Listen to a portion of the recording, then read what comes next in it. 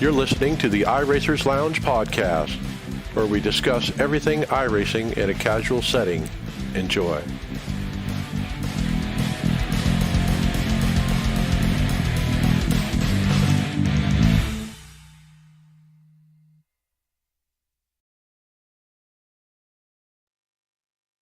Welcome to the iRacers Lounge. I'm your host, Mike Ellis.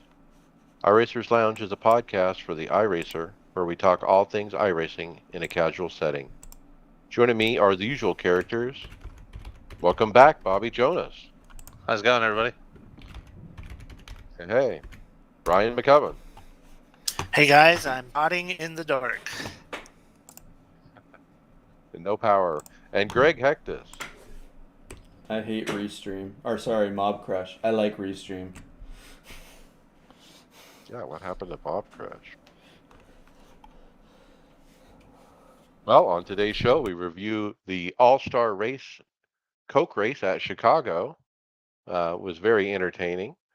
We talk about lots of other iRacing topics, including the Spa grass thing continues on, part 2.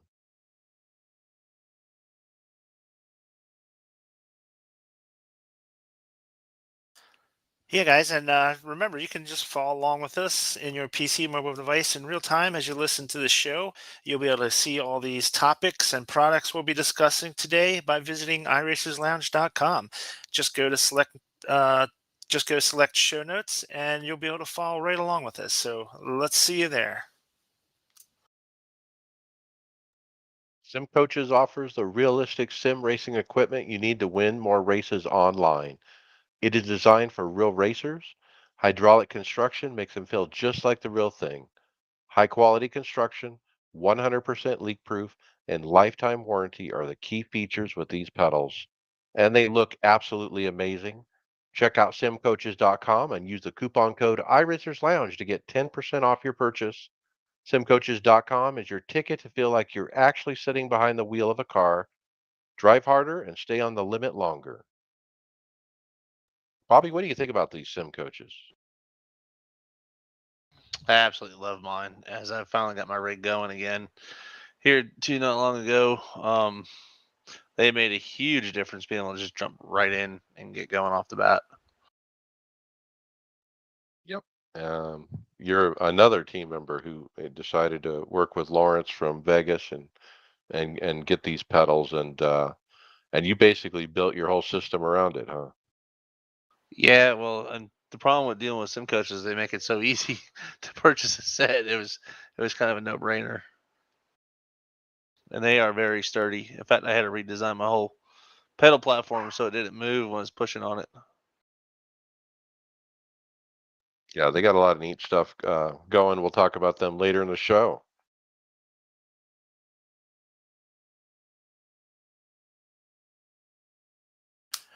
All right, thanks for the wrap up on that Coke race with Mike and Evan. We always appreciate him swinging by and covering the Coke races for us. So, first up in the topics today, the Sim Racing Channel. Mike, you want to tell us about that? Yeah, so there's this guy contacted me out of the blue, asked us if we would be interested in participating in their channel.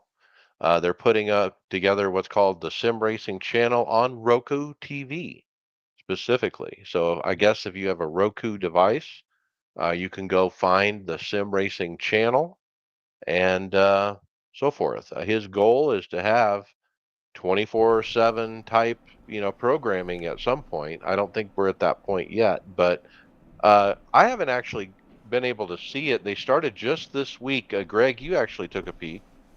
Yeah, so what's been nice is, Mike, you gave me the contact for their Discord, so I've been able to see the in behinds working of what they were doing, because obviously I gotta upload our video and stuff like that to them and get everything. I've been scrambling since last week to get them some videos, and yeah, so it debuted Monday night at I think it was 6 p.m. Eastern, and at 5 p.m. the channel went up and it did the countdown for an hour. So I think Bobby, you probably jumped in right around the 6 p.m. part too with adding that channel, and I think we were treated to a truck race to start off with from iRacing, but it was really nice to actually kind of just have a channel that's gonna be dedicated to this stuff, and I think our podcast is gonna be on it 3 times a week. From what I gathered, I didn't see what the start time was. I needed to get a confirmation, but I think it was Monday, Wednesdays, and Fridays at it's either 8 or 9 p.m. in the morning, or 8 or 9 a.m. in the morning. Pretty cool. I think it's neat that we get asked to be on it. Um, when someone's dreaming up the sim racing channel, of course, the iRacers Lounge podcast, it needs to be a centerpiece of that. So I'm pretty happy that they've asked us to do it. Excited to take some time and look at it. A couple times when I've spot checked the website, I'm seeing like streams of races, broadcast, like truck race on an oval or some road race somewhere with announcers and that kind of thing. So that's the other type of content that he currently has is he's broadcasting racing. And so we're kind of the one piece of content I think that's not necessarily racing at the moment, but it's pretty cool. I like it. Well, the other cool thing too, Mike, I don't know if you probably really haven't had a chance to go through it, but everything, a lot of the stuff gets put into an archive, so you can go back and watch it later on. But some of the stuff that they're actually broadcasting is actually live, because some of the stuff I've seen where they've been giving out the key, or not the key, they have things set up where they can broadcast to the network at that specific time for their league. And there's a whole bunch of stuff I saw that is being set up for near the end of the month of August and stuff. So there's going to be more series and stuff that get involved, which is kind of cool. It's just like you got all these leagues can have you know, a place to put their stuff on if they can get in there. That's what I'm saying. If you're a league owner, I mean, you want to get involved with this, I think, and probably like Greg said, broadcast straight to the channel. Um, so the guy's name is Jim Blankenship, and I just looked that up, and he's been great. And it's been kind of interesting to watch in Discord him try to, you know, get this thing off the ground. He was having trouble but right before launch, just getting the first video to upload to this service that he's using for this. He finally got it done, and it's pretty exciting to watch. And I'm think it's pretty cool we're a part of it.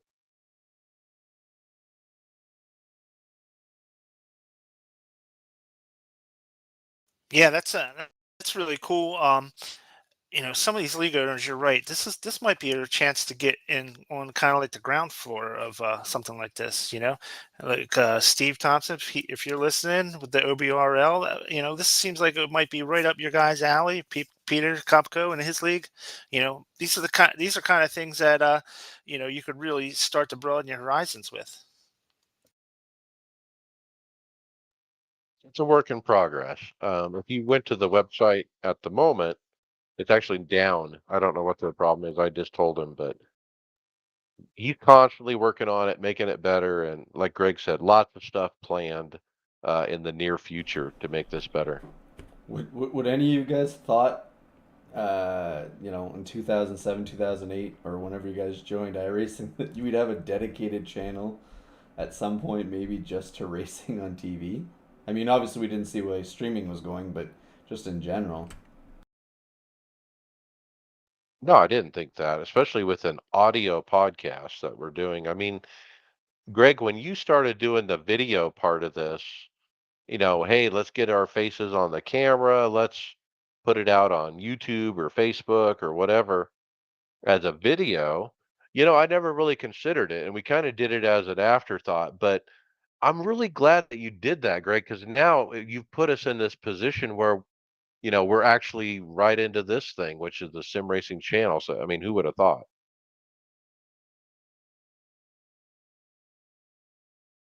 So it worked out pretty good.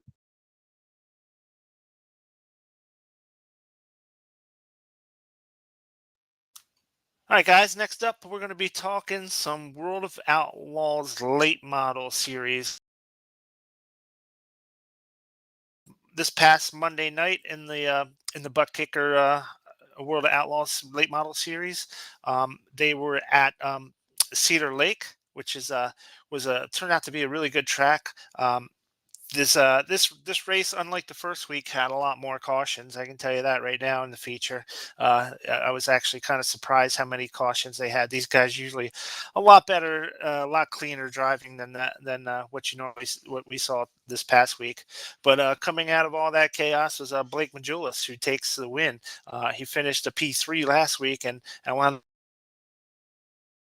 Um, Second place was Evan C, who finished second place last week. So that's 2 for him, and that actually gives him enough points to take over the lead over Blake Majulis by 1.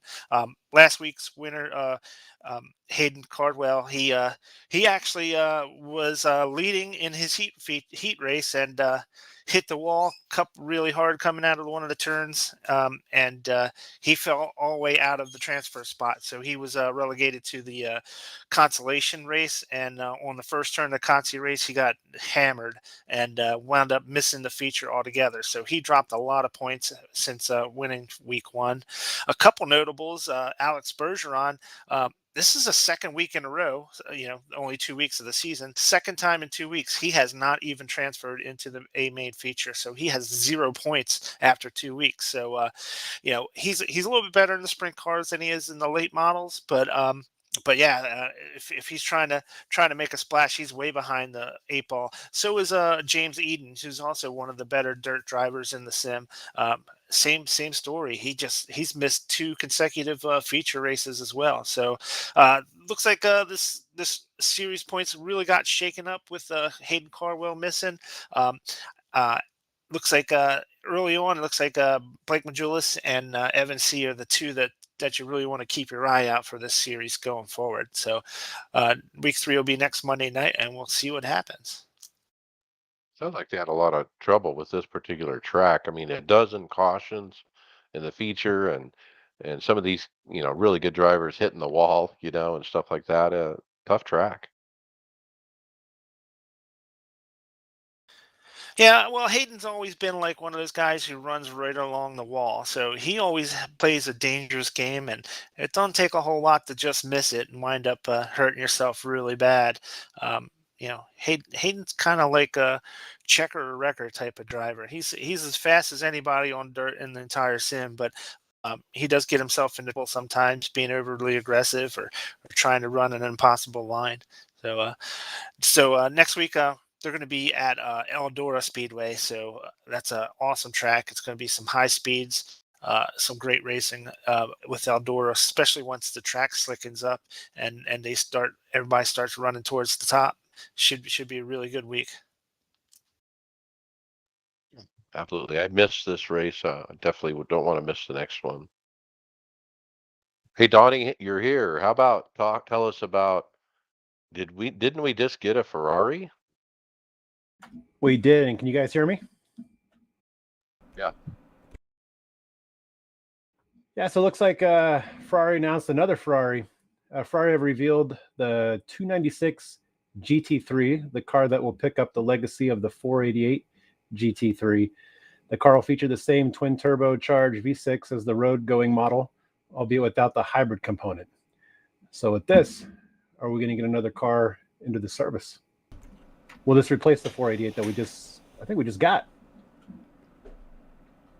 Right. There was a Ferrari, and then we got the Evo Ferrari. I would say less than a year ago, within the last year, right?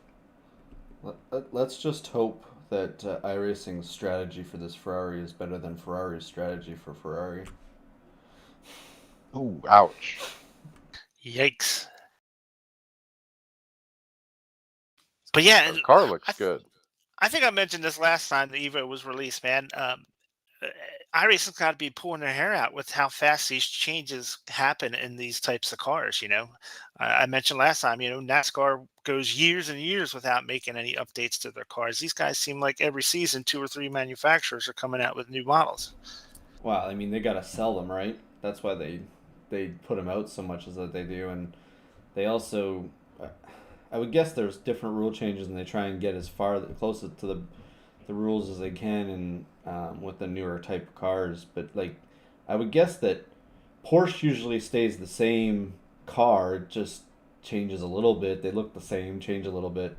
But I would guess in the sim we've had more Porsches and Ferraris than anything, right? Porsches, yeah, for sure. Yeah, definitely Porsches. Yeah, it looks like this would require obviously a whole new scan of the body. Even actually looks really good. I'm not a Ferrari guy either. Yeah, it's got some differences over the current car. Like the noticeable is on the front corners, little fins or there's like stack three high. Gives it a kind of a Formula One almost look to it. Yeah, it's to channel air where it wants to. They want to put air in certain areas, and that's why they got the different. It's like without having a big nose cone, like they do in an F1 car, but on this big road car.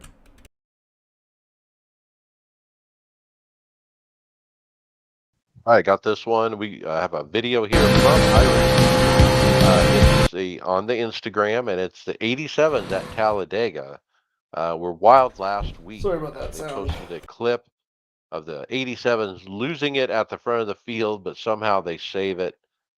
I mean, I don't want put all these clips on the script, but this one kind of caught me because it really shows the tire model. Man, I mean, sometimes we all we do is complain about the tires, but you got to admit on this car at that track, man, if you get loose or something, those tires catch you can feel it catch and you can feel that rubber kind of dig in and this video really shows that. I was gonna say, Mike, does this feel like nostalgia for you? Because anytime you're out front with one of these cars, you end up like that. Yeah, you remember I had this problem a lot, and apparently other people do too. But I finally got over it. It's just you got to adjust, how much throttle you have in it when you get out front because the arrow is different, so much different. But yeah, this guy loses it as soon as he gets in clean air, and but somehow saves it. Yeah, his save was pretty remarkable. The 68 car up front, I believe is orange and green here. Pretty wild. He saves it twice, two different occasions. What's really interesting to watch from the they have the helmet view, where you can see like the steering wheel in front of you. How much rotation there are in the steering wheels in these 87s compared to the newer cars, to get them straight. It's a lot of travel to get those wheels spun around on these cars. It's like the steering ratio is so high on these. It's the steering ratio of my truck, my transport truck. Yeah, exactly. I It'd haven't probably been in be my 87 in over a year. So do these things drive any different than over a year ago? The tire model, I think, is a lot better than it was over a year ago. The car has better. I want to say it was a better downforce package too was made for these in the last year.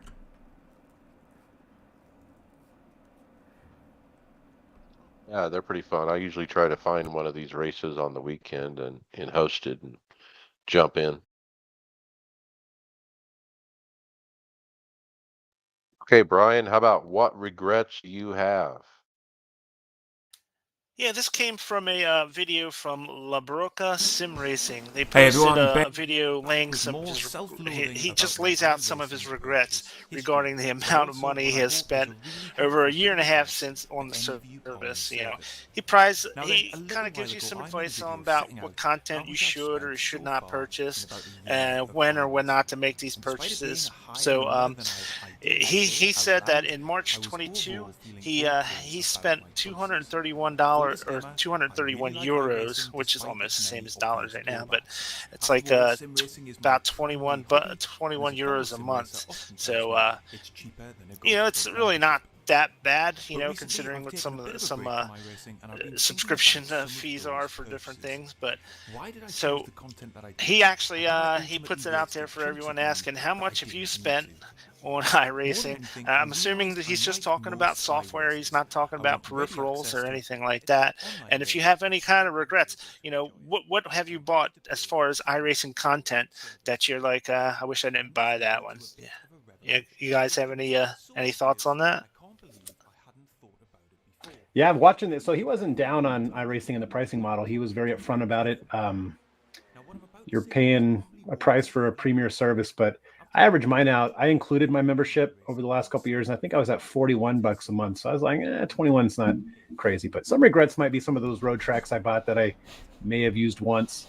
But other than that, I don't really have a lot of. I was pretty thoughtful when I was making my purchases and planning out what I was going to buy. So no real regrets from me. I was gonna say between Mike, myself, and probably Bobby, if he's still here, we probably have a hefty bill for the last 10 to 12 years. Yeah, I mean, I've been around for a little over 11 years now, and I'm still at 100% ownership on content. But no regrets. I mean, the time I've spent inside the sim and the friends I've made, there's just no regrets. Yeah, so in the 2 years I've been on this, 2 years, 2 months, I've bought 45 tracks and 10 cars. So I mean, it is what it is. And like you guys are saying, I wouldn't trade it for anything. I researched this hobby going into it, and I made my purchases, because I wanted to. So it wasn't that big of a deal. So I don't have any regrets. Honestly, so for those of you, goes. Well, for those of you that have all the content, I guess, have you tried all the content? Have you actually tried everything you bought? There might be a track or two here and there that, I raced one time just to race in the series, but for the most part, I can't think of hardly just a few.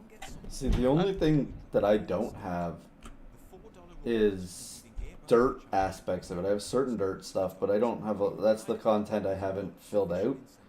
Everything else I would have used at some point. All the NASCAR tracks and ovals, anything in the short tracks, and then the road courses. I pretty much participate in all that stuff anyways. So it's just the dirt side that I've never, because I was even doing rally for a while there. So even the dirt side, like just the dirt oval, that's the only thing that, I mean, I don't have a complete interest in. So that's what I know to kind of stay away from. But I don't think I regret any of this stuff because what else am I gonna do? The only other interested thing I'm in is into is hockey, and other than that, it's there's not much more else I'm gonna do.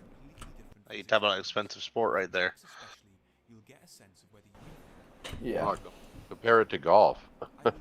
Well, I play golf too, but yeah, it depends on how much you play golf, right?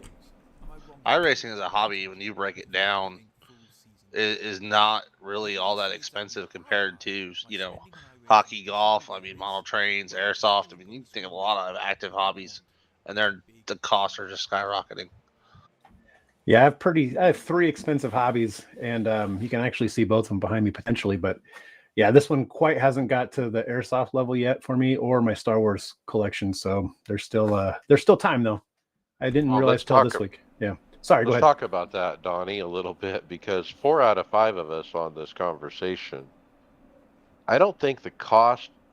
We should even look at the cost we spend on on iRacing. The cost is the hardware, okay, and how much do we spend over hardware per month? That's a bigger number, especially for Mr. Brian McCubbin. Greg, you've been spending like crazy. I spent a lot recently too. Bobby. Bobby, you bought all kinds of stuff recently. The wife might be listening, so I don't know what you're talking about, Mike. I'm denying it too. For the Ruku listeners and followers, if it turns on, I deny that as well. Yeah, I mean, I've really gotten into the Etsy store stuff lately. One of the reasons is it supports, sim racers who are doing the same thing, just trying to make a little bit of money to help cover their costs too, which I think is a great idea. Yeah, and then graphics card and all kinds of stuff. Donnie, you're starting to look at stuff. I know you were looking at button boxes and. Oh yes, I still have all the original stuff I started with. So I'm in the process now. I want to be done by February of next year of completely upgrading it. So that's a rabbit hole to go down to, and I'm willing and ready to go down it. So, and that's never be done. That's the one thing. Like I agree with her. You're never gonna be done. Like there's always something else you find. I was thinking that the other day. I was thinking, when I'm done with this chassis, because I got to build my son one, because he doesn't want to buy one. He wants a built one as well. I'm thinking, man, I'm just going to want to build another one. Then what I'm going to do with this one? Maybe I'll build a Formula One. Who knows? And then you get a new one. He does want this one, even though it's made out of PVC pipe. He wants it.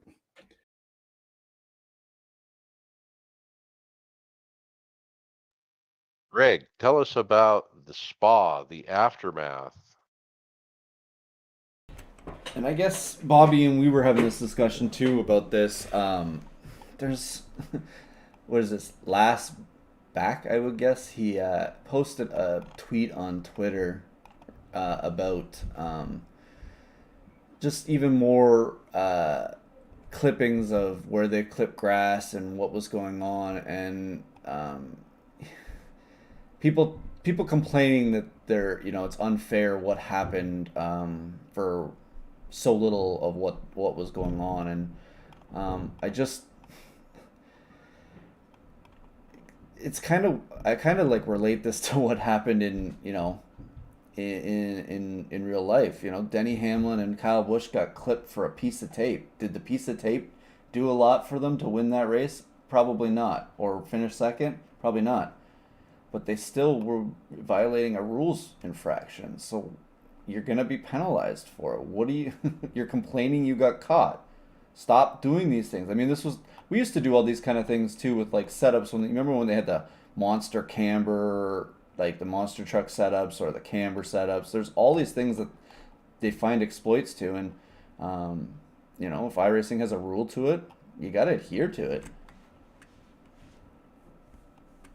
So this is a little bit different, Greg, too. I mean, so here it is the week after, these guys are going regular racing again.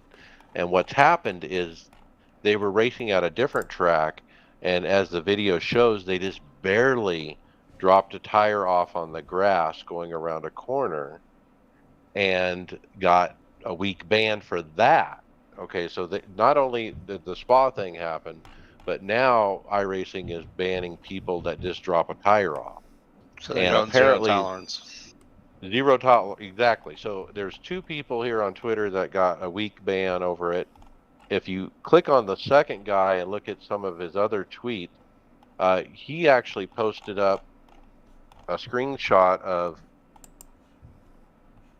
like the entry list of the Porsche race, and he put a mark by everybody who got banned for dropping a tire off in the grass, and it's over half the field.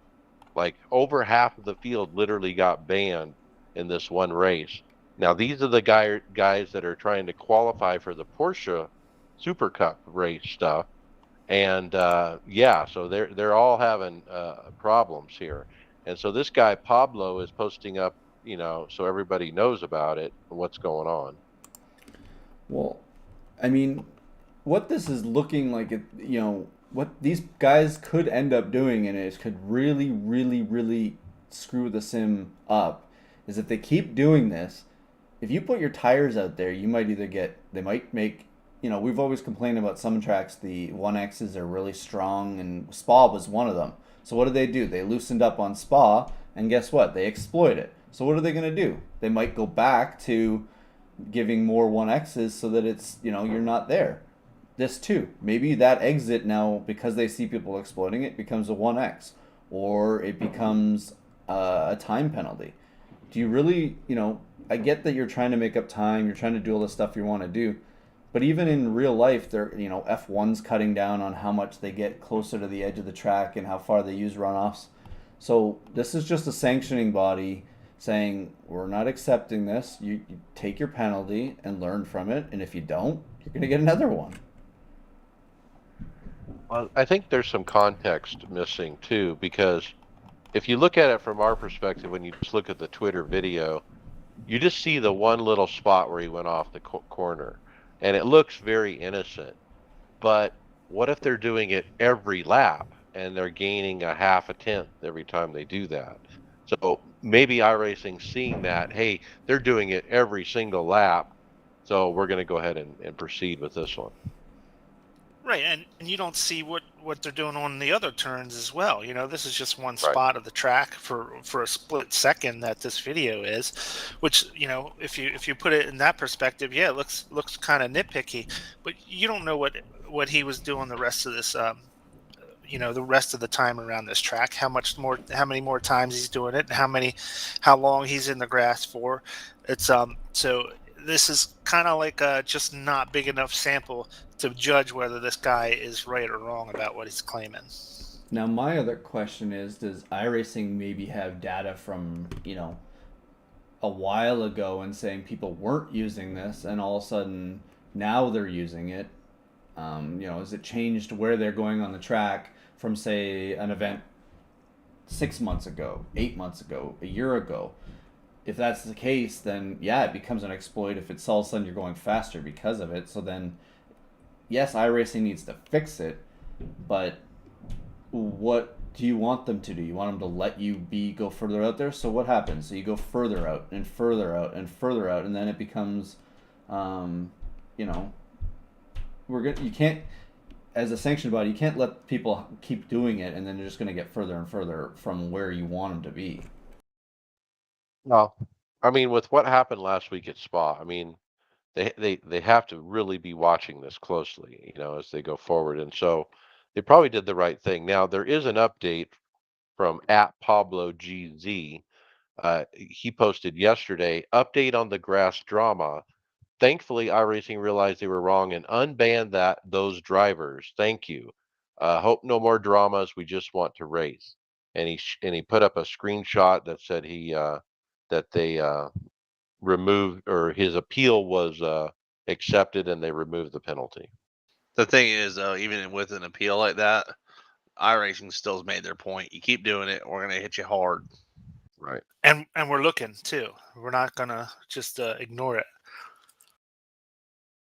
Yeah, to sum this up, so they're dipping their tires and whatnot, even if this little tiny amount to exploit the iRacing code, they're gaining that time, because in real life I don't think you can dip into the grass obviously and gain time. So if they obviously know it's wrong, and iRacing's catching them and calling them out on it. There's going to be an update, and they're not going to like what happens when they find out what that update's going to be. That they're going to, you put your tire out there, guess what? It's now more friction, and it pulls your car to the grass harder, or something like that. There could be something you're not going to like if you keep doing this. You keep asking for stuff and taking it. Eventually, they're going to go one way or the other, and it's probably not going to be the way you're going to like.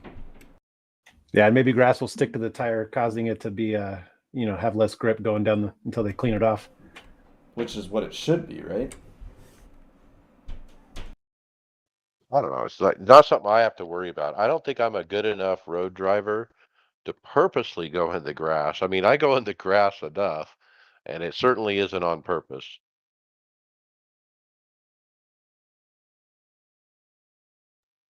All right, Brian, we got highlights of the Brian week Andrew reels comes up this a time. lap and a half short. Here comes Fred. Yeah, this is actually kind of new, right? iRacing typically has your top tens and not top tens, but this was a video they posted called "The Best Racing Highlights of the Week" through August 2nd. So it's not really, there's not even 10 in here, but there's just a handful of really close races and really tight finishes to some of these races that I guess these people are submitting them for maybe top 10s and they're pulling them from there. I'm not sure. But so it's just another set of videos. There was a really good one I liked that with the Indy cars at Chicagoland, where it was a really finish. I don't know, just barely inches separating two cars, and there was a couple other that were right there with them.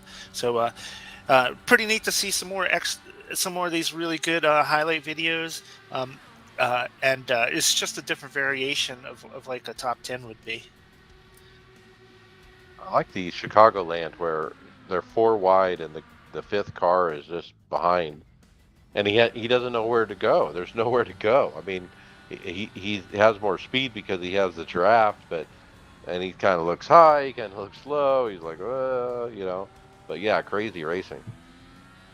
Yeah, I picked this one out as one I liked as well. The IndyCars at Chicagoland. So he says he wins. Pedro H. Gomez wins by basically 0.000. How do they determine that? Do they determine that off your car number if you guys finish Keeps equally? going. There's more data than that. Okay. There's in the code. There's more data. Yeah, but no. More decimal points is what you're saying, Greg, right?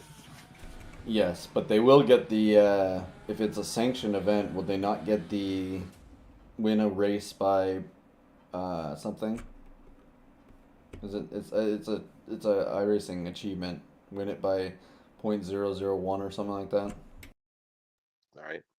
Yeah, it's 0.0001 maybe, but yeah. Yeah, Indy cars on ovals, Chicagoland here, even Iowa from a few weeks back. They're a whole lot of fun. I got this one. I stumbled across this on Twitter the other day, and I'm like, what? We need this track in iRacing. It's got 43-degree banking. It's it's in Germany, and they used it in F1 back in the day in 1959.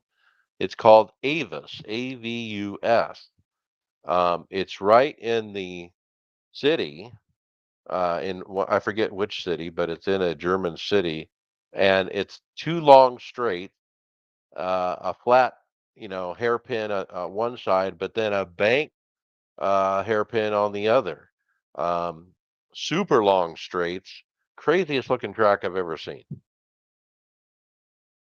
Yeah, this I checked it out. It's a 5.1 mile long track, and it's basically just two long straightaways with two hairpins at both ends, with that crazy 43-degree turn banking.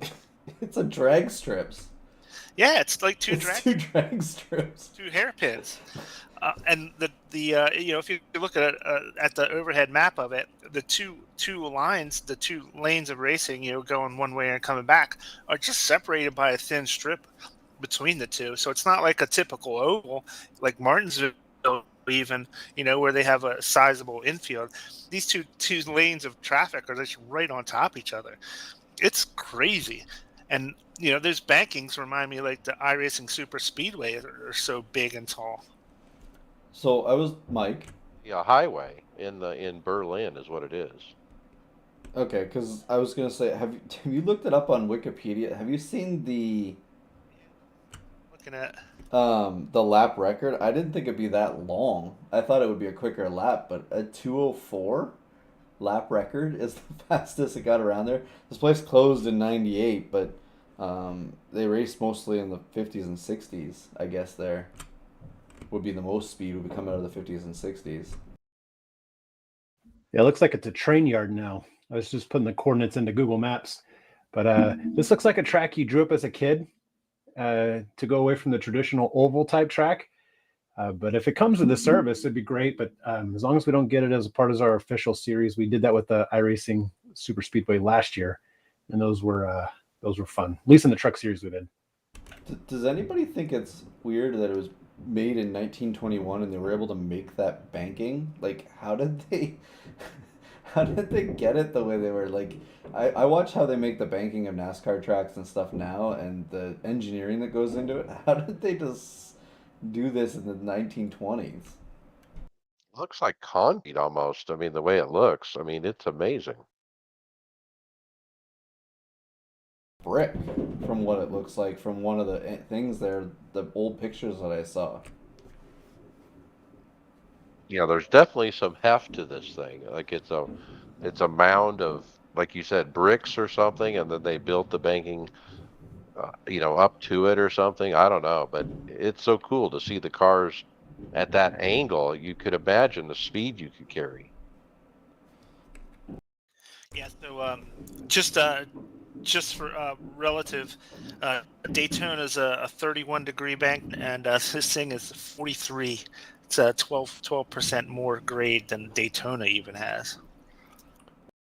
Apparently, they made a video for F1 2020 of this track. Somebody did it as a mod, and they have a 2020 car going around it in the 1938 configuration of it. It was done on, yeah, actually, it might have been done on Assetto Corsa, but it looks cool. You think about Daytona banking, you know, Bobby, you work there. You can barely stand on that banking without really falling down. I mean, if it was any steeper, you really couldn't stand on it, right? I mean, and so to imagine that, add 12 degrees to that, you couldn't stand on this. It would be too steep. But we have run F1 cars at Daytona before. Just saying. That'd be cool to watch them go around that kind of banking. And if you think about it, Greg, that lap time probably sounds about right. Even you think about what a stock car runs around a 2.5 mile oval Yeah. itself, and we've got a little bit more speed over the years with aerodynamics. It's probably pretty close. I bet you they just go around that turn fast enough where it stays up there, but you don't want to go too fast where you go over. It looks like going over the other side.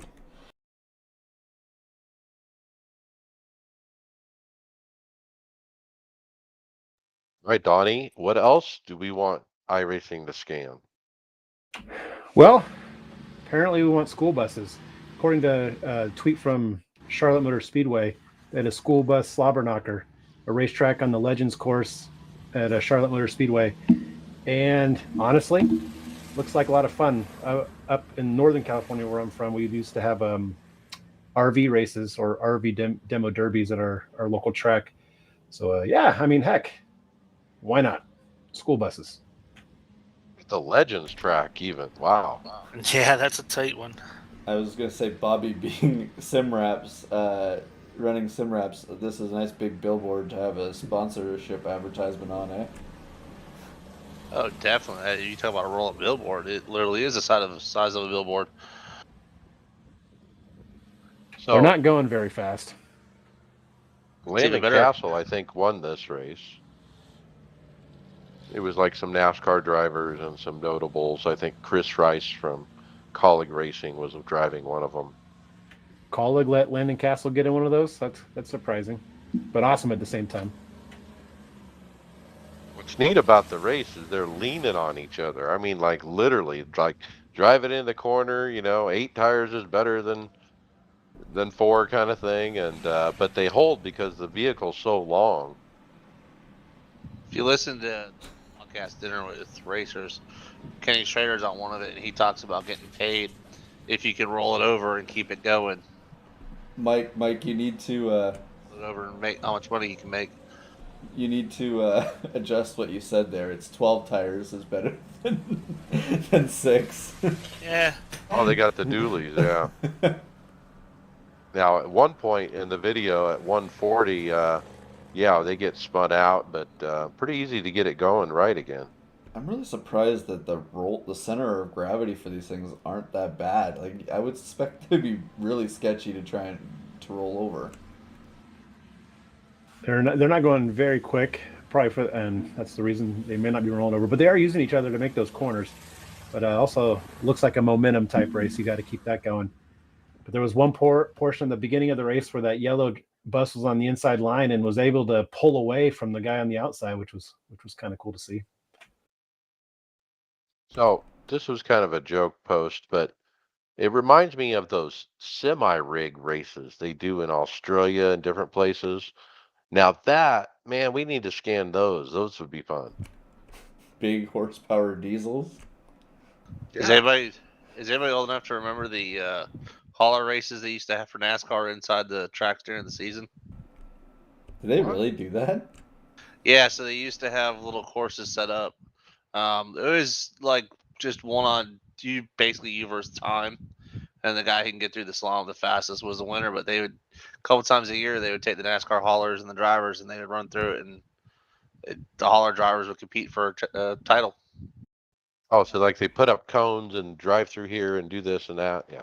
Yeah, it was in the infield of a couple tracks. I think it was. They did it like Daytona, Atlanta, Charlotte, and then like 4 or 5 times a year. I'm curious if they could do that with the current haulers. Those things are pretty beastly. There's a lot of technology in those vehicles or those trucks.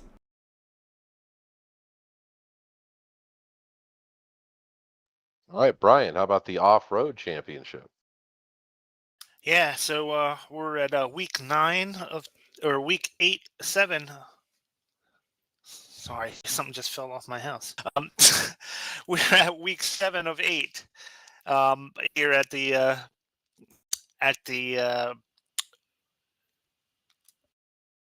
sorry, at the off-road world Crandon. championships here. Yeah, they were at Crandon Motor Speedway. So they had two features.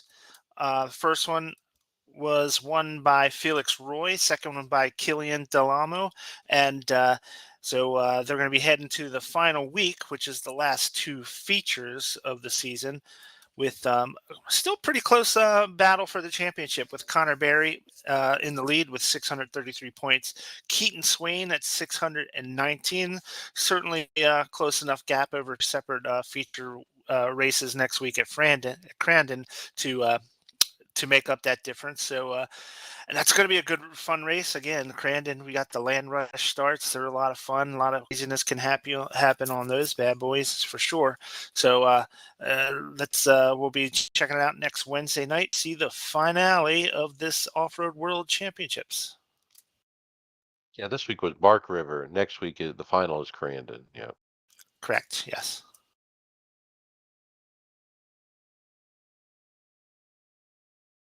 All right, podcast housekeeping. Don't forget to leave us a review on your favorite podcast platform to make it easier for more listeners to find our podcast. Mention it to your fellow drivers so they don't miss out. We do appreciate it. Make sure to get involved in our Discord. Some of the stories that we've talked about today have originated from listeners who have posted those in our Discord. So if you want to participate, send us those stories. Don't forget the website, iRacersLounge.com. We're in regular rotation at the Performance Motorsports Network and the Sim Racing Channel. Hardware software is brought to you by Supreme 3D Printing. Are you looking for that next sim rig upgrade, or maybe your man cave needs a little more style? Or is your wife wanting to redecorate your home? Well, we here at Supreme 3D Printing have you covered. We create and print tons of different and useful items that is sure to fit everyone's style and budget. If you don't see what you need, then feel free to contact us. They have an Etsy store, Supreme 3D Printing. Hey, Mike, before we hit that, I'm going to a quick peek at the fantasy results for this past week. I know it's been a crazy week getting here on the show, but fantasy still goes on, baby. And it was not a good week for Tifosi Racing. To pick which pin for the bowling alley you wanted to pick in that first corner. Yeah, there's a whole gaggle of us from 18 to 33rd. It looks like, but So, Greg, you were second in overall points at one point, stalking the lead. I was the But leader. I yeah, led. from Grace. That's okay. It's not been good, and I haven't been home for a lot of these races to watch and switch them when I need to. Plus, I took Denny Hamlin out last week in the first round, and and that was it. I never put him back in. So it looks like D Train 89 was the winner this past week at Indy. Chris Bates second, Silver Mustang 91 finishes third. GI Jojo 24 is also tied for third. So not too many of us Tifosi guys did real well. I did terrible, and I thought it's one of those deals where you put the lineup together and you're like, it seems pretty good. I think I might have a shot. And then you wind up looking the next morning and like, oh crap, I was 30th. Yeah, I made the mistake of only picking the top road guys, and obviously didn't work out. But Yeah. we get Michigan. Hopefully, it's a more straightforward race this week, and we can do a little better. So I want to mention, what about that, final restart? These guys are running over each other, 5, 6 wide when, impossible to make the corner. For the first time, I almost feel like in iRacing, we're driving cleaner than in NASCAR. I mean, these guys look like bozos out there. So I felt, I don't know, I was honestly those last couple restarts, it was embarrassing. I'll just say I felt embarrassed for them watching it. Watching Logano make that move on the inside. I think he tried to pass like 47 rows, and he wasn't going to make that curb, wasn't going to make the corner. And I don't know. It just get rid of turn one. These cars, obviously, it's a Formula One corner, or it was at one point. I don't know. I just felt embarrassed for what I was watching. Yeah, and then Yeah, it that's my turns out point. that the runoff is faster than the actual track, as Ross Chastain found out. He like, screw this mess. I'm not trying to get 8 wide in turn one. I'll just go around here and wind up battling for the lead coming out of it. And I don't know how long this has been a thing, but probably for as long as I can remember. But I don't understand how rules just can't be black and white, or enforce them the same for everything. I don't know, because there were cars using it, and then he uses it in the end and gets popped for it. But I don't know. Just it kind of seems like rules are made up as they go, and it drives me nuts. Kind of ruins your 3-hour experience. What I don't understand with that whole thing is why don't they just to solve the whole thing is if you use the runoff, you just come to a stop, and then you have to get going. Then you would have never. It would. There's no need for a penalty. There's no need for this or that. They do it at Charlotte, so why can't they do it there? Right. If you blow the chicane at the back straight of Charlotte, you got to stop and then go again. You're never going to be faster than hitting it if you do that. There's got to be a penalty for not being able to stay on the track for whatever reason. I think they had mentioned if you just use the runoff, if it was a 1-to-1 comparison, that the runoff was slower than taking the actual turn 1 and 2. I don't know, but yeah, they need to stop. Maybe paint a giant red square that they got to park in so they can see it. But it just seems like towards the end of these races, and they just like brains go away. So there was that moment, a split second. Chastain is on that access road going perpendicular straight to the front of the field. And it looked like if he didn't drive it right, he was going to wipe them out. He was going to literally It wasn't drive a good into them merge and area. take them out. Yeah. Oh, my. The merge area was terrible for that.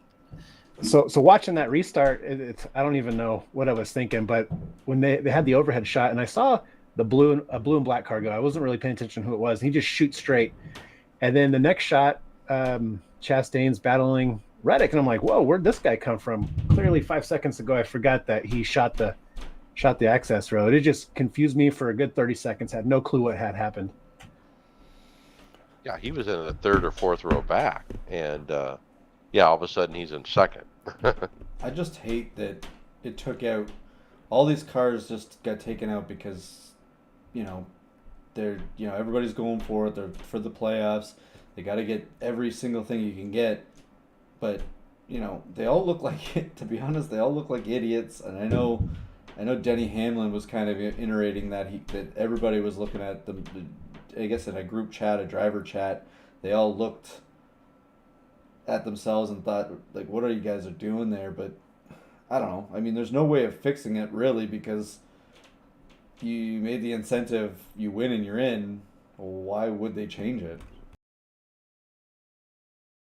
I don't know. They got to look at some of these corners that they race on. Just not conducive to good racing for the stock cars. But can always go back to the oval, maybe. Who knows? They need to. I think it's pretty obvious at this point. It's the second. Turn this road course to a joke. Last year they're ramping off the turtles like the Dukes of Hazzard, and this year they're all piling into a turn like some kind of crash derby. Now, Sure. had a good point this morning on the Sirius channel. He's talking about how last year if you would have dive bombed the corner like you were 4 wide into 1, you would have tore your fender off, probably cut down a couple tires. And with these cars, you can go in there, just bounce off each other, and just keep going. Yeah, So nobody's wheel there was hopping an either. incentive to do it. Yeah, there's no wheel hop anymore either for these guys taking the corners hard. The biggest problem is they won't go back to the oval if they want to share a weekend with the Indy cars, because it was mentioned that it takes too long to switch the track for both configurations. So either are they going to give up on the is Penske going to give up on the idea of having a dual weekend to have events for road racing, or what are they going to have to do? Are they going to have to completely take Indy away from NASCAR? Yeah, the only way I see it happening is if you just did Indy all on Saturday and Cup all on Sunday, qualifying in the morning, after you obviously spent all night converting the track over. But yeah, you couldn't do that Saturday, converting from, the road course to the oval for practice and qualifying for both series. So they'd have to just cut it off. Saturday be Indy, Sunday be Cup, and who knows what they do with Xfinity. Send them back to IRP.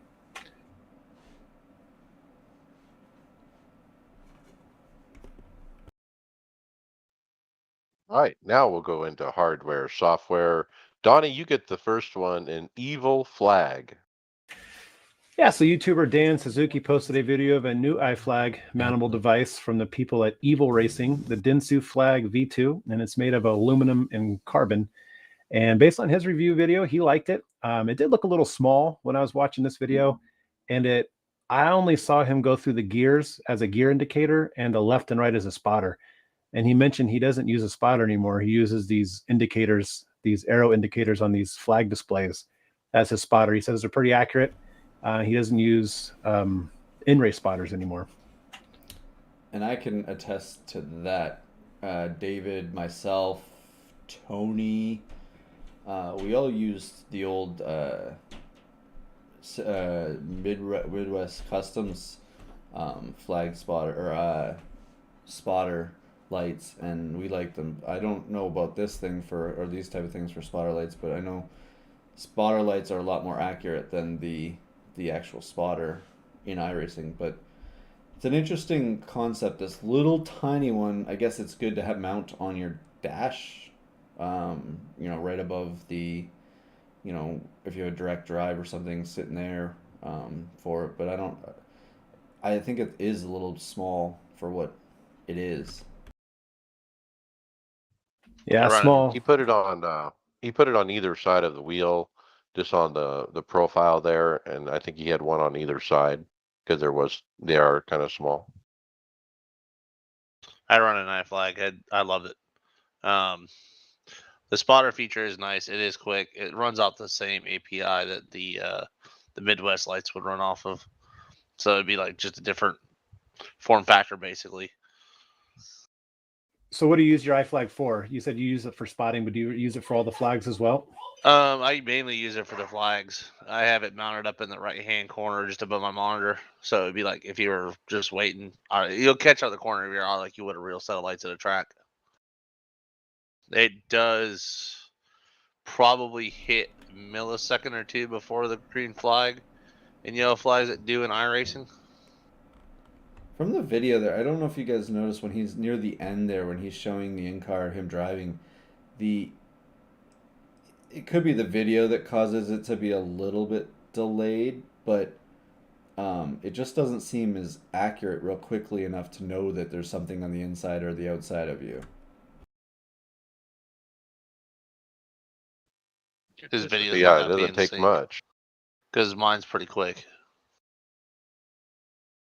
Yeah, he did say that this device specifically was pretty quick response for his spotter indicator. It could just be the video displaying it, right? I'm actually going to add a second one because now they got a feature where it shows the pit lights, if the pit's closed or not. That's pretty cool. I've actually gotten screwed a couple times trying to go down pit road, and the yellow flags come out, and I've close to the commitment cone where I could have bailed out.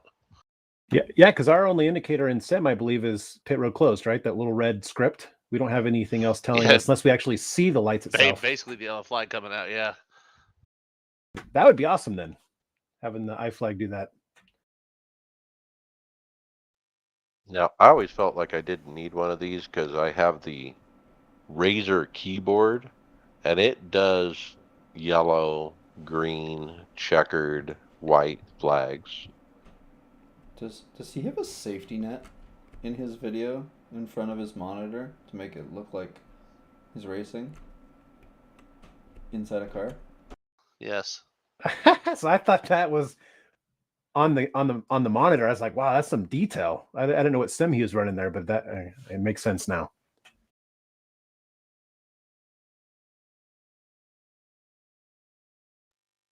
Hey, Brian, how about how much travel is too much travel? Yeah, this comes from a YouTube video from someone who calls himself "Do You Think I'm Joking?" and it's an aptly named YouTube channel. So this guy's got a sim rig with motion actuators. They're like kind of in a three triangular pattern with two actuators on each corner. So it's got 6 total actuators and can achieve up to 6 degrees of freedom. But these actuators are monstrous. They've got to be probably 4 foot long, um, and you pretty much have to have like a little giant ladder to climb to get into your rig here because it's the seat itself is about 4 feet off of the ground, and it's crazy. Now these actuators have 500 millimeters of travel on their actuators, which is about 20 inches. So it's a huge amount of travel for these guys. Now, some the videos that I watched him do some racing on, it didn't get super exaggerated. So it didn't like create these crazy amount of motion that would be super unrealistic. It's fairly close to closer to what you might see in a more typical 4 actuator system. But it's definitely got the capability of doing some crazy maneuvering in there. But it's really pretty neat looking. It almost looks like some kind of supervillain type of deal where he's going to walk out of that thing and start terrorizing the neighborhood. But it's an interesting system there. So, remember the title sponsor of the Dallara Jet Car series? Um, I think it was like Advanced Dynamics or something like that. They have a sim that looks much like this. Yeah, I couldn't find this actual sim and find its website to find a cost on it at all. But going back to what Brian said, I've been looking on how to get into this thing, and I don't know. I think I would walk into my room some night and be like, maybe tomorrow, and just walk away. You'd have to have a step ladder, and then somebody'd have to move the ladder. Yeah. Make sure you have So, a tall enough room. A standard 8 foot ceiling. I'm not sure if you're gonna Yeah, not be bouncing off the ceiling on that one. yeah, I and think if he you he so, travels. if he puts a headset on, his head's gonna be hitting the ceiling. so I did find Exactly. it, Donnie. It's departedreality.com. Departedreality.com, and they have do-it-yourself plans for free. It says, and they have a product page, and it looks like the cockpit motion. Yeah, they have different things. I don't see any complete package here though.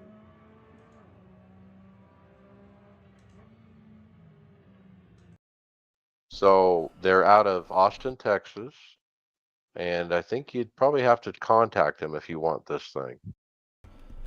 You know what's nice about this one though, Mike? This is one of the ones that actually incorporates the monitors with it too. So it's all moving together and it looks really stable altogether. Nothing's really shaking around.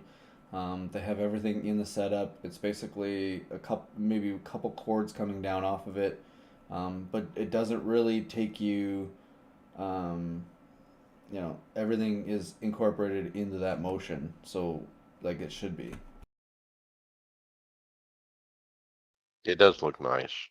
Yeah, I'm looking at it now, Mike. It doesn't look like it might be available quite yet. If you scroll all the way to the bottom of their first page, and you kind of can see it down there at the bottom, but it doesn't look like it's available for sale yet. But they have other other sim racing items on here you could buy as well, not just for the motion rig. Yeah, pretty cool. So more to come on that as we learn more about them. I'll be watching them closely.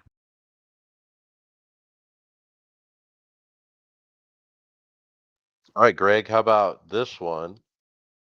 This guy turned off his force feedback and used motion only and was pleasantly surprised. Well, it doesn't surprise me that we hear a lot of the pro guys turn their force feedback anyways off in most of their bases. So it doesn't surprise me that it's felt a little bit different to them. I haven't gotten through the whole video of it, but from what I can tell, it's you can focus more on what the car's doing without being told what's going through the steering wheel. I guess for what is kind of what it is being shown. It's a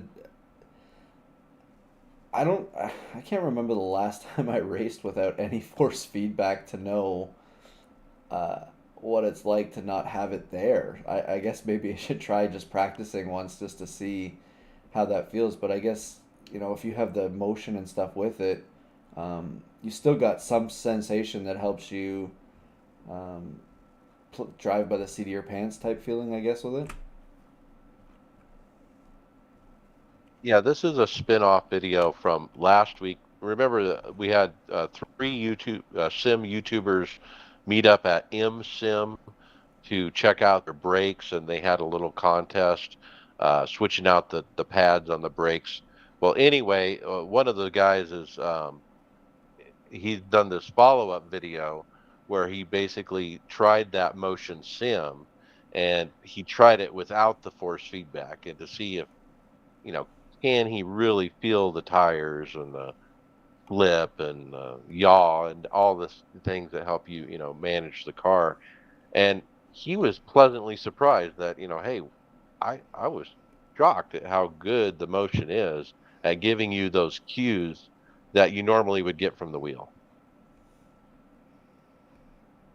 Yeah, it seems like the software though would have to be very, very accurate for you to take advantage of this and to cut your wheel feedback in to take advantage of it. But and good enough motion system for that to be a possibility. Race Beyond Matter, I think is his name. Yeah, Race Beyond Matter. Uh, he has an accent. It's a little tough for me to understand him, but I do like his channel.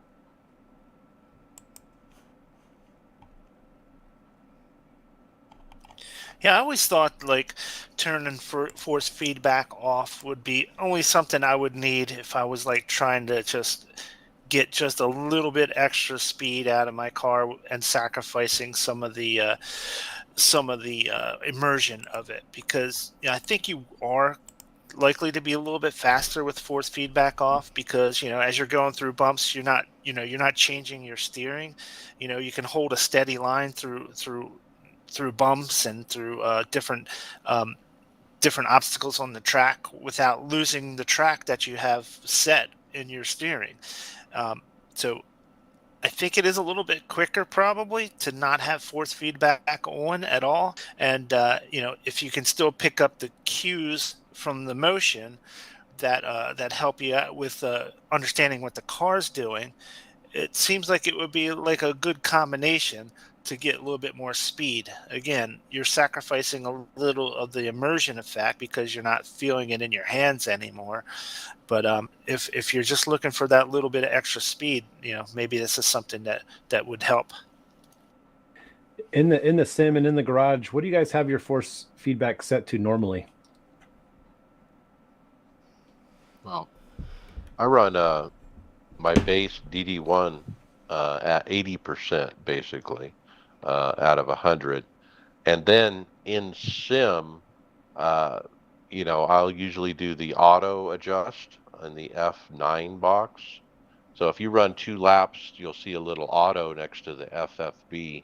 And if you push that, it'll basically adjust that car to that track to the maximum amount of power without clipping. And so yeah, that's what I do.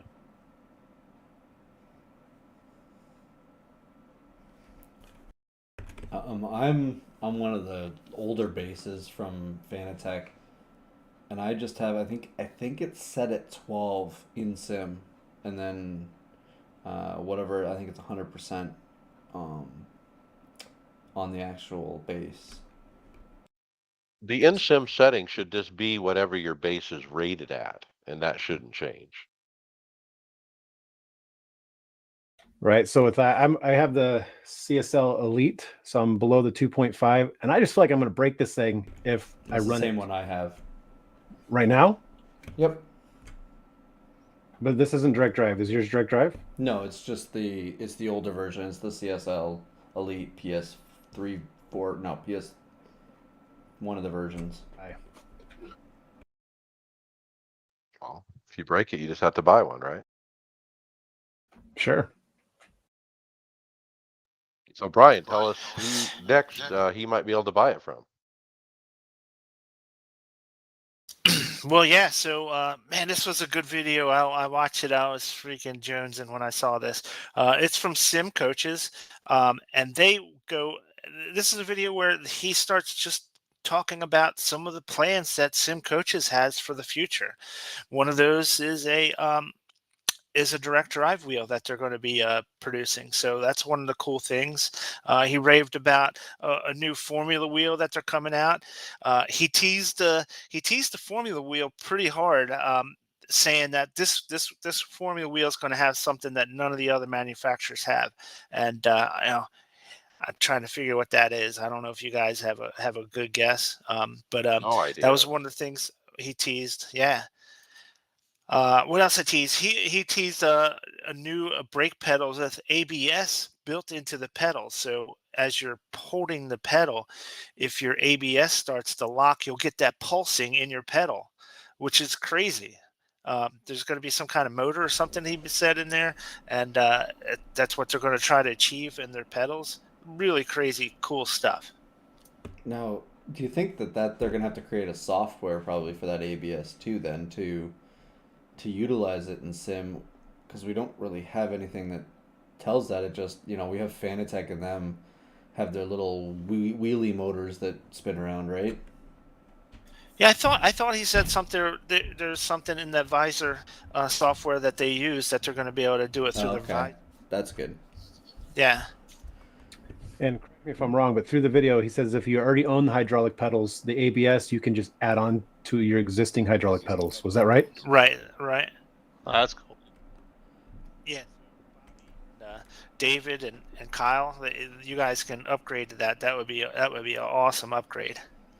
Yes, it would be. The thing that we kind of had a hint already at the direct drive and possibly a wheel for it when we had a conversation with Lawrence before, off air. But it's good that they're finally bringing that to the public now, just letting them know that they're working on it. Do you think that option on the F1 wheel will be a screen? Because none of the actual wheel manufacturers, as far as like Fanatec or any of those type, actually have a screen in their F1 wheels. That's probably it. Maybe so. I know the after wheels do. Now, he also mentioned a fourth item, Brian. In that visor software, they're going to add a new tab, driver development. It'll pull data from your run and present it to you in a an effective way, and it will use AI to present you changes that you need to make to get faster. And so he's saying his AI in the software will use the data from your run to basically tell you, hey, you should do this, to get faster. And so yeah, it's kind of got this VRS kind of feel to it. I don't know if I like that. It's going to tell me to replace the driver. I mean, the wheel and the chair, right? Yeah, it's a spacer. I like it. I just don't want. I don't want it to be free for everybody. Little selfish reasons. I don't want everybody to be good. I want to be able to take advantage of this, maybe pay for it, and There you go. and utilize it. But this is exciting. Any idea of these direct drive bases? Are they manufacturing it, or are they gonna out or source all these parts and assemble it? Do we know that? From We know, but I can guess that there's no. I doubt they're making the actual motor.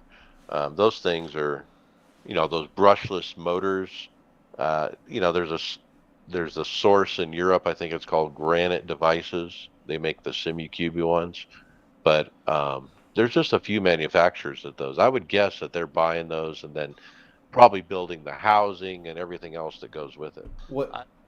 Getting the motors and then everything else is in house with the machine shop they've got. They could easily take on that kind of role. Well, and knowing them, there's going to be something different about their direct drive bases, the way that they do their thing. Because I wonder if they're also going to take their same stance with the direct drive bases they have with the pedals, because they have lifetime warranties on the pedals. Do you think they get to that point with direct drive bases? That'd be cool. Yeah, and I would pay for it too because just the quality alone of their pedals. Yeah, so Can you imagine? I've developed like a short list of 3 or 4 direct drives that I want to start researching more and purchasing, but that totally got put on hold when I saw this video. So I'm going to put all my eggs in this basket and hopefully not too much into the future that these become available. That's what I was just thinking too, Donnie. Yeah, and I'll take care of this DSL Elite as long as I need to, and just wait for this guy to come out. My only complaint about the pedals is the color. I really wish they were like a black. Well, they make a black now, don't they? I thought one of their videos had the black anodized look. Oh, really? That might have been lighting. I don't think we've confirmed the black yet. Well, so yeah, I mean, he did mention about the wheelbase. You know, he touted pretty strongly in the video. You know, this is going to be American made. It's not going to be, you know, again, he might be sourcing some of the stuff overseas, but I think for the most part, this is going to be an American made product, which is really cool. I love the materials he uses on the brakes. I'm trying to imagine what the direct drive base would look like. It's going to look cool, I'm sure. Very, very bright. Aluminum plating, polished aluminum plating, I imagine. So one of the things that you'll notice if you watch this video, this guy's got a true passion and excitement for what he does with sim racing. Man, he is all into it. And it's not something that you can fake. You can tell he is passionate. He's really enthusiastic about products and about sim racing. It's you when you get done watching it, you're kind of jacked up like after watching a Rocky movie. You're like all excited about sim racing again. He can really put that kind of passion into you.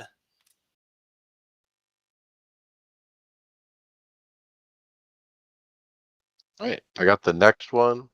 We got Barry from Sim Racing Garage. He's got a long review on the TR160 Track Racer cockpit. And this is Track Racer's flagship cockpit. He had a lot of good things to say about it, except for the seat had a little flex. I mean, that was really the only negative I heard. He didn't really care for the seat. Thought they could do better. You know, the cockpit and the seat don't measure up to each other. So he thinks they need to do a little bit better on that. But as far as flex and everything else and build quality, I mean, second to none.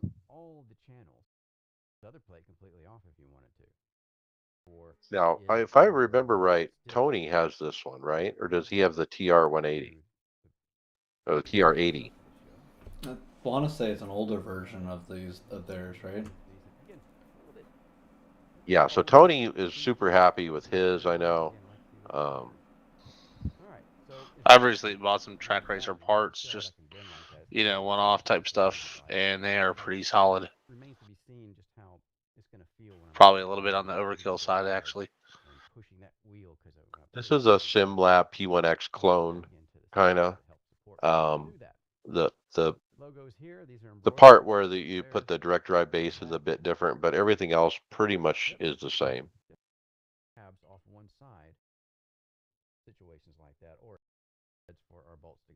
When I bought my rig, this was on the short list for sure. It made the top 3 or 4. It is US, and that's a consideration if you're shipping. $949 is what it goes for. They were also having a problem at one point with getting product out because they were behind because of COVID and stuff too at one point. Yeah, and I've heard people say they've had mixed results with the way they ship stuff. Like they'll ship it in pieces and not all in one package, and you get pieces from UPS, and you'll get another piece from Postal Service, and yeah. It was kind of like how mine came on two different delivery dates, on Friday and a Monday, and only half of it came, and it wasn't the half that I wanted, the first one.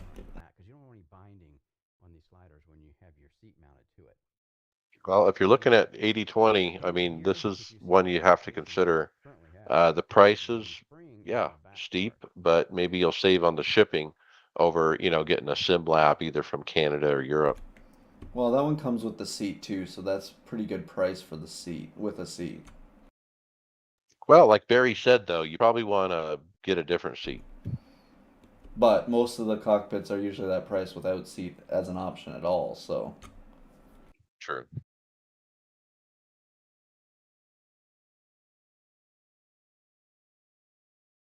Okay, Greg, how about the H pattern and sequential in one package, a Fanatec alternative? I really haven't got a chance to look at this one.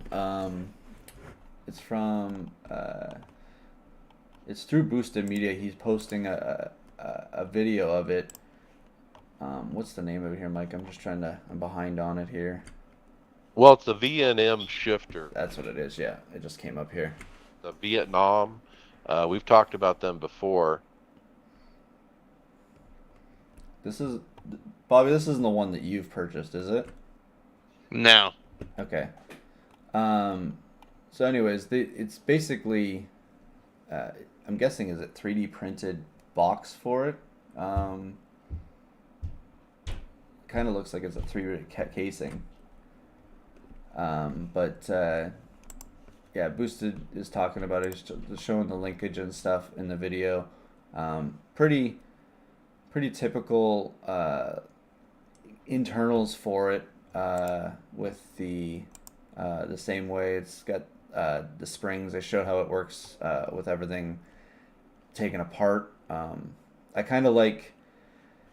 I wonder how well this would work compared to the Fanatec one, because the Fanatec one is, over the years, they don't last very long. The shifters aren't the greatest for the Fanatec one, so if this is an alternative to fixing that problem with the same type of way of doing it, it's definitely a better thing to have, because I can't even count on my 6-speed Fanatec one. I can do the sequential, but the 6-speed, you can't count on it actually working through every gear all the time.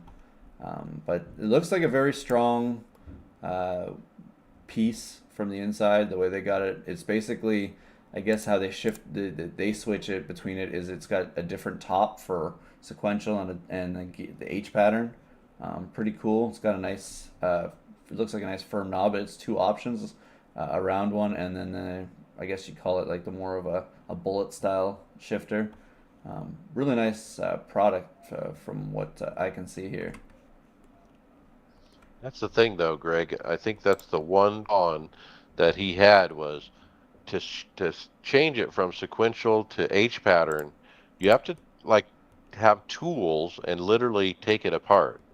It's a longer process than the Fanatec one, switching from one to the other.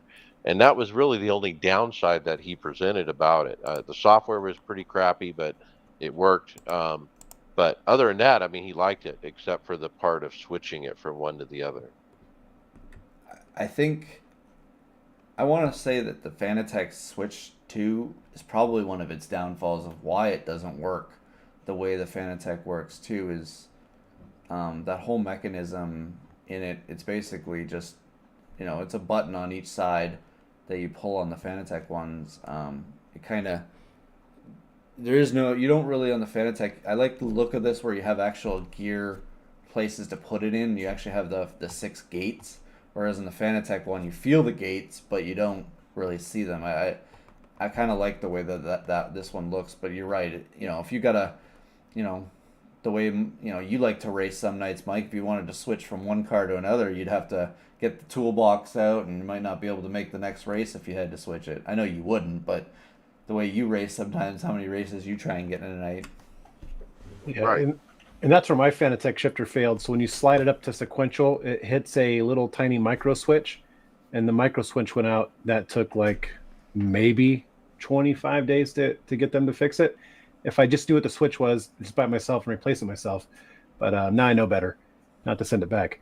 But that was their problem, was the switch. So I think you might be a little disappointed with this one. So I was excited to see it. Maybe there's another option. But yeah, switching out that plate and to take off the knobs. If you see that knob and see a ring below the knob, it's like a compression. You just basically pull that bottom, squeeze it towards the knob, and it just lifts off like the Fanatec one. We spin ours off.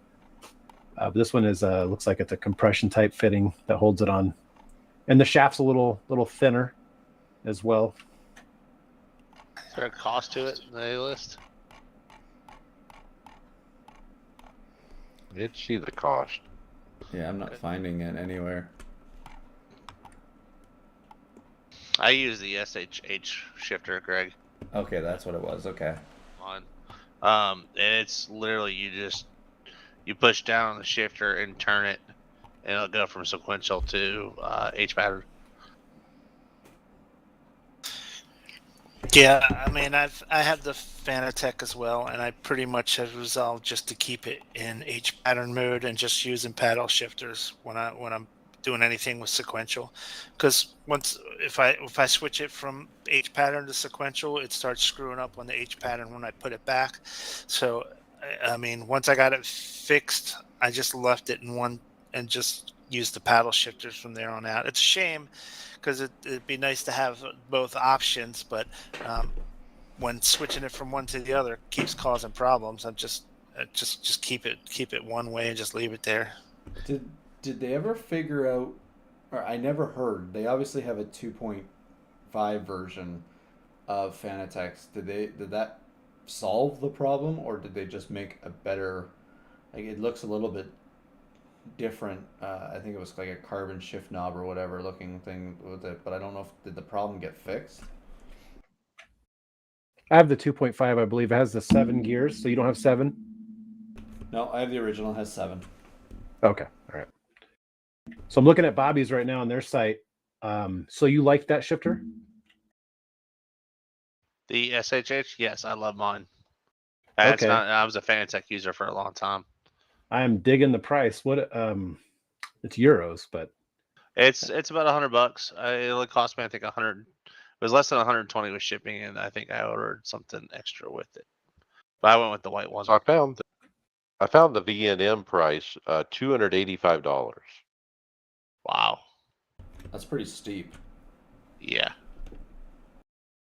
I'm looking at Bobby's. I like Bobby's. So I was thinking,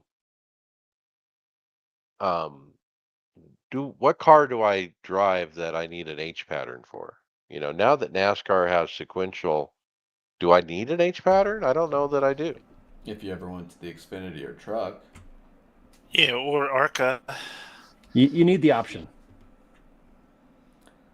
Mike doesn't do the realism thing completely. So I'm working on a story for next week, actually. It's not on the script this week for the B&D H pattern shifter from the UK. It's 880 pounds, and it's one of those big time realistic H patterns. That's the one you want. Now, as far as the sequential, I'll recommend the one I got from Russia, called Aologs. Now, I don't think he's still in business considering the Ukraine war, but man, that one, it really feels like a real shifter when you pull it. It's got that click and the mechanical feel in it. I can't recommend that one enough. I wonder if SimCoach would ever get into it, build one. The other one is the who does the pedals that are not hydraulic, that's really popular. Heiskenveld. So Heiskenveld has a small little H pattern shifter that you should look at. And then look at the one next week that I'm going to do next week. I'm thinking Sim Coaches needs to get on board. Yeah, I Yeah, was they're- looking for Sim Coaches to do one myself. All right, I got the next story. It's the Pulsimer wheel. And I believe these guys are out of Poland, if I'm not mistaken. But they've offered their F74 LED formula wheel. And it's a 290 millimeter width. It's 409 euros, VAT included. And it's got a very basic look to it. It doesn't have a screen, obviously. It does have an LED strip across the top for your RPMs. And then it looks like, 6 different knobs and 6 different buttons, basically, all within reach of either hand. Not nothing too fancy beyond that. And the price, reflects that. Got shifters on the back. It looks like a plug-in screw-on cable for the cable for USB.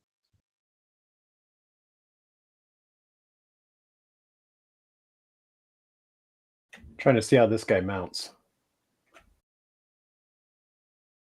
Yeah, looking at the back of it, it does look like a challenge on how you would mount this thing. I presume you would take that silver plate off and somehow mount your quick release to that. I don't know. Yeah, it would be a quick release that has that bolt pattern.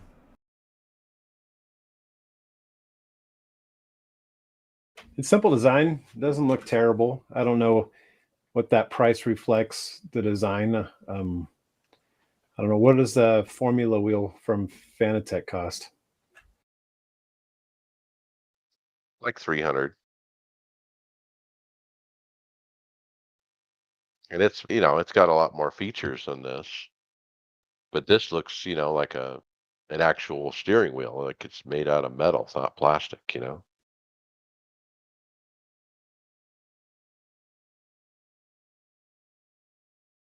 All right, well, we'll throw it to Brian for the last story.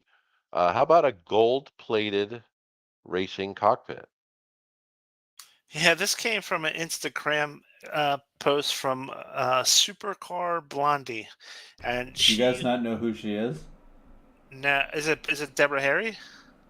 She's like one of the most famous women in the world. She has access to like the best car selection you could possibly have. Agreed. She is a monster follow on social media. You guys follow her, you'll see the best cars in the These world. right here are worth $140,000. Get. She really liked these sim rigs, that's for sure. Yeah, these are Telios motorsports simulators. She unveils 2 of these guys. They're just immaculate looking. She says they run 140 grand for these two that she unveils. The one I really like with all the cowling around it, it looks really cool. It's of course it's got everything in it you would think you would need. Really cool LED lights systems. It's got the fans on there that are she calls them a ventilation system. She didn't mention that they're simulators as far as wind goes, or if they're just for ventilation. But I imagine they're probably set up to be wind sims. Just 2 beautiful rigs that she's got there. They're both triple monitors. Actually, got 4 really if you count the overhead. They got overhead monitors as well. It's just really nice looking systems. I kind of find it funny that on the video she's completely focused about the Fanatec DD2 wheel and the fancy looking vent hose that blows air and the emergency stop button, but she totally doesn't even point out the fact that the cockpit's made out of gold, actual gold. Skipped over that one, I guess. Well, when she's driven in some of the cars that she's driven in the world. These things are like the cheapest things that she's probably seen in the last couple days, maybe. Yeah, they show the gold briefly in the video. You can see like gold bars, basically, like pipes, maybe like it's a pipe kind of cockpit, and obviously it's gold plated or something. Is it bad that I think for $140,000 you're gonna put Fanatec equipment on something?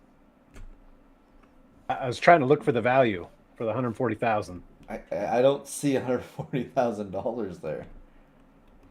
Well, gold might have something to do with it. So the one of them, I mean, probably together. Like if she can sing both of them together, 140,000. It's kind of the way it reads, yeah. Yeah, I think that's right.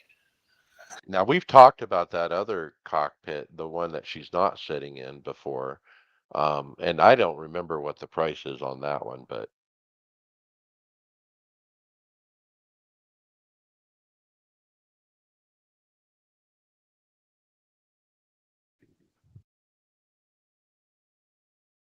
all right. And with that, we're going to go on to results. And guess what? We have a new sponsor. Results is sponsored by SimWraps. And SimWraps, sorry, are you in need of an identity?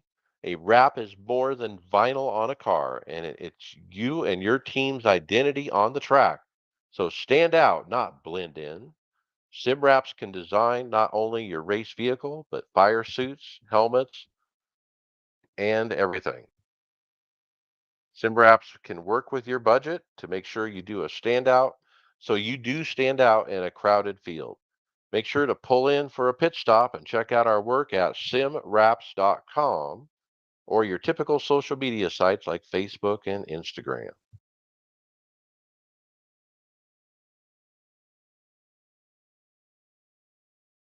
All right, thanks, Bobby, for stepping up there. We'll be talking about SimWraps some more. Let's jump into results. Now, did anybody race the end of the week at the road course? Yeah, I think me and Greg raced Friday night. I raced, yeah, I raced Friday and Sunday. Donnie, do you want to go first? Did you get? Yeah, go ahead. Sure, I'll go. Finished P23. I believe I started like P28. I didn't have any issues really. I think I went off track one time, but I only think I have 5 starts total in this car. I'm not comfortable with the braking zones yet, so I just need to get that developed a little bit better.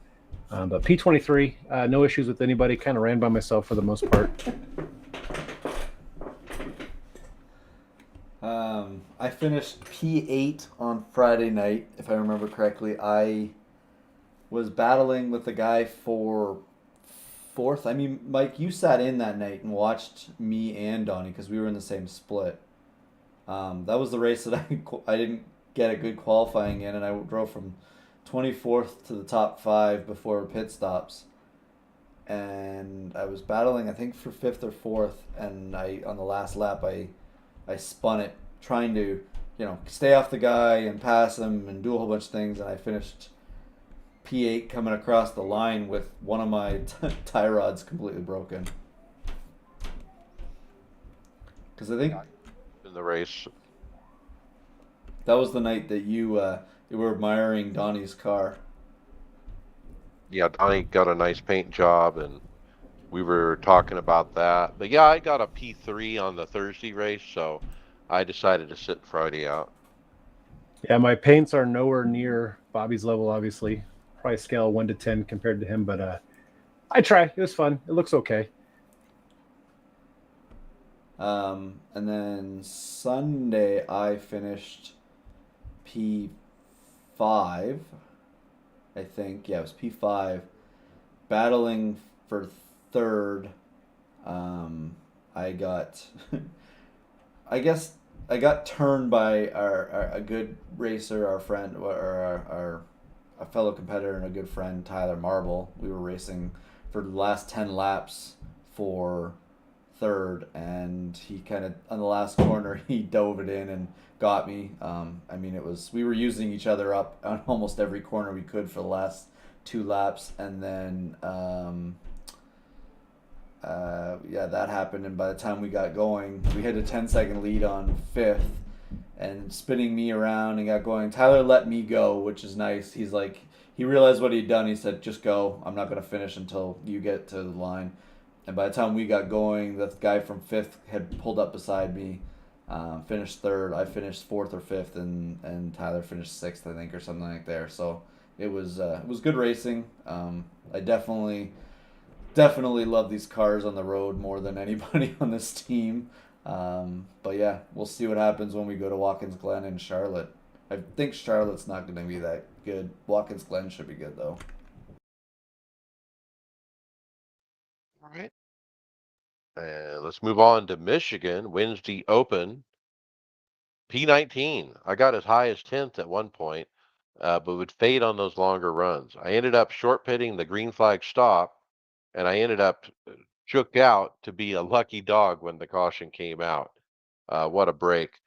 Decided to save that last set of tires for the next caution, but there wasn't no caution. So I ended up fading from P12th to 19th. It was a gamble. I asked my guys, "Hey, should I take the tires now? Should I wait?" Everyone was like, "Yeah, save them, man. And there's going to be another caution," but nope, there wasn't. All right, looks like Kyle finished P7. He started P6.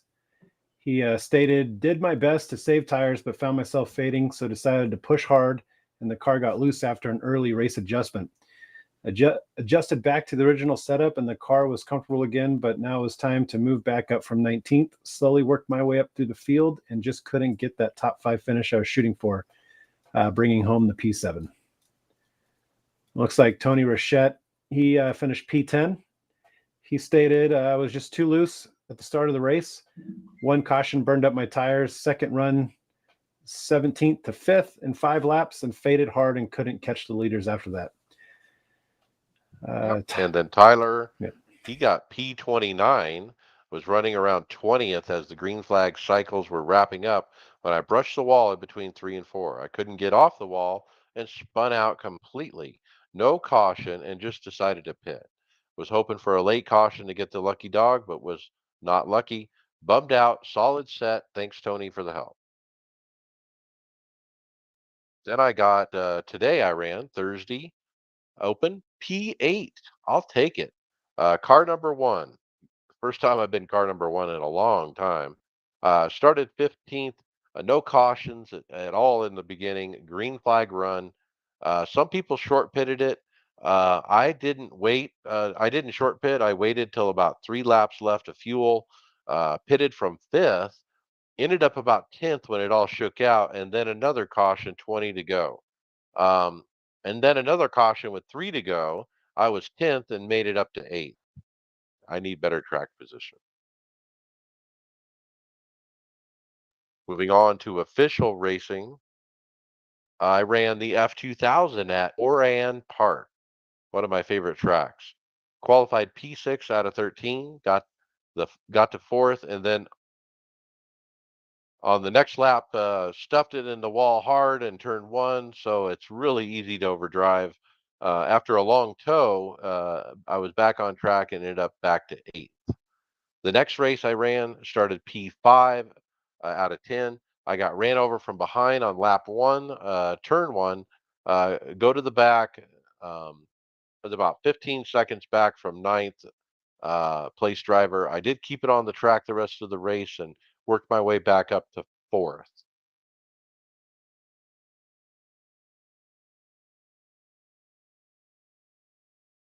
Yeah, for official races this week, I woke up early Saturday morning at 5 a.m., ran the IndyCar iRacing series at Indy, the road course. Started P16, finished P9. Again, in that race, I was incident free. I might have went off track once, but once I got up to the guys I couldn't hang with anymore, I settled in, finished ninth. I ran 2 late model races. For the fixed series, I finished third. For the open set, I finished 6th. In the eventual winner of this race, his iRating was 10,795. So I don't know where that puts him up in the top guys. That's got to be pretty high. But yeah, same thing here. The open one attracts the higher iRated guys, I seem to see. But other than that, it was good. No incidents. Kept the car clean. Had a lot of fun. Tonight I'll do the B car at Michigan, and tomorrow I'll do NIS with you guys. All right. David Hall, the Euro Sprint Series, P1 at Sebring. One of my favorite road courses. Hard fought, but after pits and somehow picked up 20 seconds on the other contender. He ran again and another win. Small field, beat a guy with 500 more I rating than me by 30 seconds.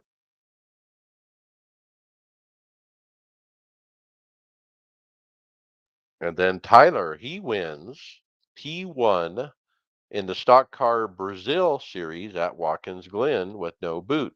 Started on the pole and ran third, close to 1 and 2 the entire race till around 25 minutes in, leaders pitted. I used a different set and was able to run the full 30 minutes without stopping. Extremely pleased I had the speed and strategy for once. Took my Chevy Cruze to victory lane. Let's go.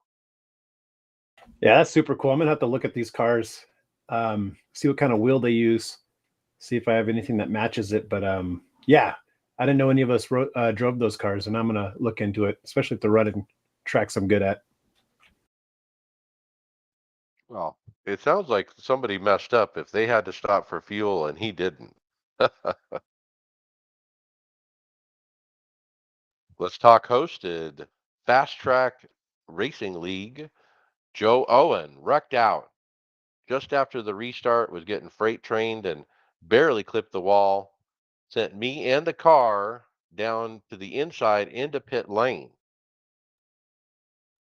And then I was wrecked out by Joe. I was on the inside of Joe when he wrecked. And so both of us got thrown into pit lane.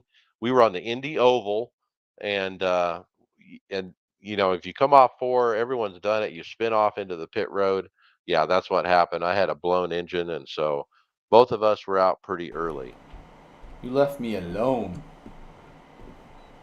I said, Greg, all our hope is on you. So this would have been really interesting because there was a caution with 43 laps to go, and a fuel run there was about 37, 38 laps. Everybody stayed out because we had a caution like 20 laps before that, or 10 laps before that. I decided to take tires and fuel, and then I decided to come down one more time and top up, and I decided to stay at the back. I clutched it into every corner. I was 3 laps short when I started that stint. I got it all the way down to I was gonna make it on fuel. I was clutching into the corners. I was passing people because my tires. I wasn't using tires at all. I was in 5th gear the whole way around. I wasn't downshifting. And then I had made my way into the top 10 when a caution came out with about 9 laps to go. And then I went in, got tires. Some people couldn't get tires because they had short pitted. I was 11 seconds up on the leader, or the guy that would have been the leader if it would have cycled out. So I would have had to get, for 9 laps I would have had to hold off for it. And then I would have when the caution came out, I pitted, didn't get fuel or anything, but did it, and was able to make myself from, I think it was 17th or 16th on the restart, and made my way up to 9th. That's all I could do. I had a top 5 car, but wanted to try and see if I could go for a win with some strategy, and just finished 9th. All right, nice run. Kyle put down something here about the iRacing IROC Challenge Series Season 4. They were at the Auto Club in the B car. Thursday night on August 11th, they'll be running Charlotte Motor Speedway. It's a night race. We're broadcast on the Global Sim Racing YouTube channel. Also, some news coming from the owner. The boys at the iRock are starting their own podcast called The Hot Dog Stand. All right, with that, let's jump to final thoughts. Bobby Jonas. I'm just glad to be back racing. I was able to pick up my first IndyCar win the other day. That was pretty cool, and hopefully things have calmed down a little bit here, and I get some more NIS time back in. Yeah, nice win in the IndyCar. You did it on the outside, despite not binding up the car, maybe pinching down a little. It was quite a replay. Yeah, nice win. Yeah, the last two passes, second and first, were on the outside. And it was interesting moments. All right, Brian McCubbin, final thoughts. So yeah, it's been an interesting day. Lost power with the storm by here right before the show started, so I'm just working on battery power and camping lanterns. So I won't be getting on the rig tonight, I don't think, to turn some laps. But what else?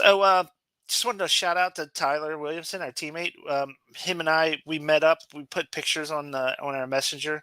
We went and to this velocity driving experience where we got to go and take our kids to drive around in a Lamborghini around a closed course little track that they had set up. Cost a couple bucks. It wasn't all that crazy expensive, but yeah, it was pretty cool. Seeing those guys drive around in a Lamborghini Huracan that I've raced on iRacing before, so pretty cool. Yeah, pretty neat to see those pictures. You had me fooled at one point. I thought Tyler bought the car or something. Yeah. He secretly won that Mega Millions. He's not telling anybody. I think I just let the cat out of the bag though. Right, Donnie Spiker, final thoughts. Yeah, no, I just feel like it's been a busy couple weeks on the personal side, so I'm hoping to get more racing in this week. Was super excited about that Sim Coaches video and what they plan on doing in the future. So just want to keep up with them, see what they got coming out. But I'm looking forward to tonight and tomorrow night. Right, very good. Greg Hectus, final thoughts. I had a crazy start to today. Before we started the podcast, I logged on and was trying to fire everything up, and I found out that Mob Crush wasn't working, which is our normal thing that we disperse our streams through so that we can put it through multiple channels. And I find out from Twitter that something happened, either they were bought out or changed some infrastructure, and I don't have the same tabs that I used to, and it wasn't even going to the same site anymore to do anything that I wanted to do. So I had to within the last 10 minutes before this podcast, come up with a new plan, do a whole get Restream all fired up and going through it. Was able to get it going. I think the only thing that failed this week on this side was the Twitch side of it, which I apologize if anyone tried to watch it through that. But we'll get her ironed out and figured out for next week. I'm excited to post this and for the Sim Racing channel, so it's live there. And like I said, you can go back and watch our episodes. They're archived also on the channel, so you can go back and watch them, which is cool. So I'm excited about that and all that we've been doing to make this channel or this podcast what it is. Yeah, I'd like to see some listeners send us a picture of them watching us on the Roku TV on the new Sim Racing channel. Send those pictures in. All right, my final thoughts. Wow, having fun racing the F2000 Oran Park. I don't know what's with that track, but it just clicks with me. I ran the Ferrari Challenge there for a long time. Really liked it, and now this car at that track, I know it pretty well, so I was able to perform, and I think I got a top 4 as the best one. Not too bad, considering it's not an oval. So I'll keep hammering. I'll probably run that again tonight. But yeah, happy to get a top 10 at Michigan, considering I can't catch any cautions, and ready to move on to next week. And with that, hey, we'll see you on the track later.